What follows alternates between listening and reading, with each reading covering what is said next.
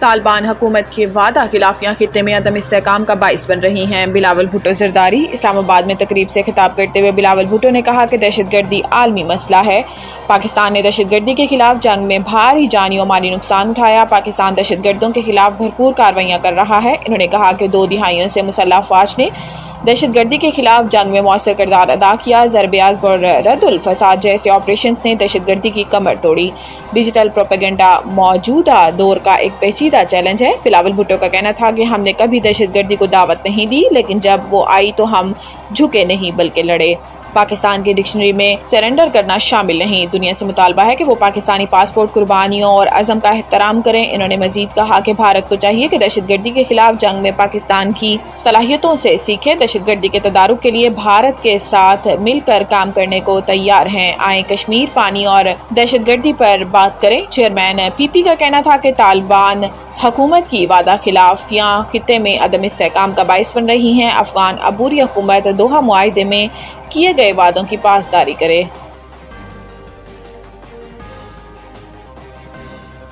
ثانیہ Swat Peshawar high court کی سیاحوں کے ریسکیو میں ناکامی پر اداروں سے وضاحت طلب۔ چیف جسٹس نے ایڈوکیٹ جنرل سے استفسار کیا کہ اس واقعے کی ذمہ داری کس ادارے پر عائد ہوتی ہے اور کیا لوگوں کے جان و مال کے تحفظ کے لیے کوئی عملی اقدامات کیے گئے تھے۔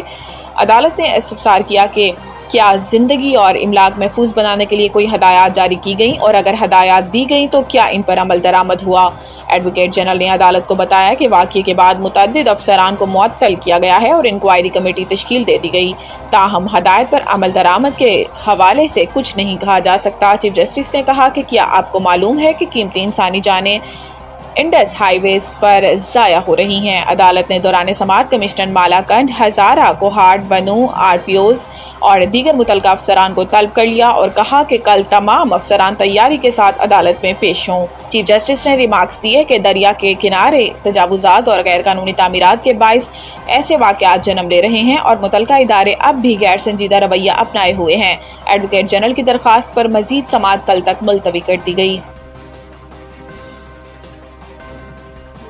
اسرائیل غزہ میں 60 روزہ جنگ بندی کو حتمی شکل دینے کے لیے متفق ہو گیا۔ صدر ٹرمپ کا دعویٰ۔ امریکی صدر ٹرمپ نے سوشل میڈیا پر جاری بیان میں بتایا کہ میرے نمائندوں کی اسرائیلی حکام سے غزہ کی صورتحال پر آج طویل و نتیجہ خیز ملاقات ہوئی، جس میں اسرائیل کی جانب سے غزہ میں 60 روزہ جنگ بندی کو حتمی شکل دینے کے لیے شرائط پر اتفاق کیا گیا۔ صدر ٹرمپ کا کہنا ہے کہ 60 روز کے دوران تمام جنگ کے خاتمے کے لیے تمام پارٹیز کے ساتھ مل کر کام کریں گے۔ قطر اور مصر کے حکام حتمی تجاویز پیش کریں گے۔ ٹرمپ نے کہا کہ امید ہے حماس اس معاہدے کو قبول کرے گی، اگر ایسا نہ ہوا تو صورتحال مزید خراب ہوتی چلی جائے گی۔ اس سے پہلے صدر ٹرمپ نے میڈیا سے گفتگو کے دوران امید کا اظہار کیا تھا کہ غزہ میں اگلے ہفتے تک جنگ بندی تک پہنچ سکتے ہیں۔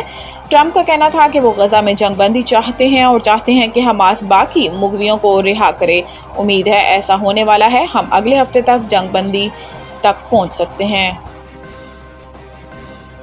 کراچی سمیت ملک بھر کے بجلی صارفین کے لیے اچھی خبر۔ ملک بھر کے بجلی صارفین کے لیے بنیادی ٹیرف میں اوسط ₹1.14 فی یونٹ اور زیادہ سے زیادہ ₹1.16 فی یونٹ تک کمی ہوگی۔ National electric power regulatory authority NEPRA نے 1 جولائی 2025 سے بنیادی ٹیرف میں کمی کی حکومتی درخواست کی منظوری دی۔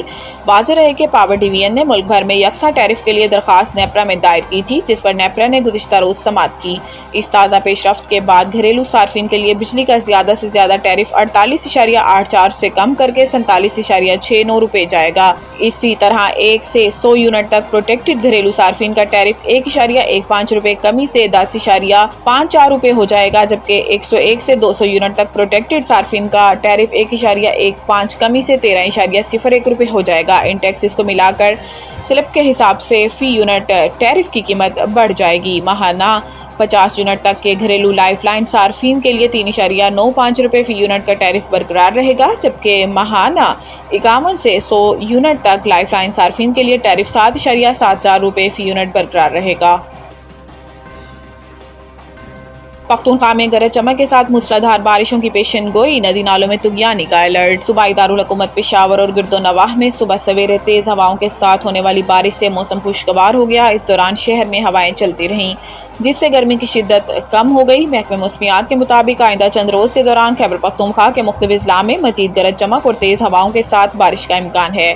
دیر بالا، دیر زیری اور سوات، بونیر، مالاکنڈ، باجوڑ، بٹگرام، شانگلہ اور کوہستان کے علاقوں میں تیز ہواؤں اور گرج چمک کے ساتھ بارش متوقع ہے، جبکہ درگر، مانسہرہ، ایبٹ آباد، ہری پورم اور مہمد میں بھی بعض مقامات پر موسلادھار بارش ہو سکتی ہے۔ ایشیا کپ 2025 پاکستان اور بھارت کا ٹاکرا کس دن ہوگا؟ تاریخ سامنے آ گئی ہے۔ پہلگام واقعے کے بعد دونوں ممالک میں بڑھتی کشیدگی کے باوجود ایشیا کپ 2025 کو منسوخ کرنے کی خبروں پر بریک لگ گیا اور بھارت اور پاکستان کے درمیان کرکٹ ٹاکرا اب باقاعدہ طے پا گیا۔ تازہ ترین اطلاعات کے مطابق ایشیا کپ 2025 کا ایونٹ متحدہ عرب امارات میں اپنے شیڈیول کے مطابق ہوگا۔ خبر رساں اداروں کے مطابق ٹورنامنٹ 4 یا 5 ستمبر سے شروع ہوگا، جبکہ 7 ستمبر کو دبئی میں روایتی حریف بھارت اور پاکستان کے درمیان سنسنی خیز مقابلہ ہوگا۔ واضح ہے کہ یہ ٹورنامنٹ T20 فارمیٹ میں کھیلا جائے گا، جس میں گروپ سٹیج کے بعد سپر 4 مرحلہ ہوگا۔ اگر دونوں ٹیمیں سپر 4 مرحلے میں پہنچتی ہیں تو اس کے درمیان 14 ستمبر کو ایک اور ٹاکرا ہوگا، جبکہ تیسرا ممکنہ مقابلہ فائنل میں 21 ستمبر کو متوقع ہے۔ اگرچہ ایشیا کپ کی میزبانی بھارت کے پاس ہے، لیکن سیاسی کشیدگی اور سیکیورٹی خدشات کے باعث باہمی فیصلے کے تحت ایونٹ کو UAE منتقل کیا گیا، تاہم بھارت میزبانی برقرار رکھے گا۔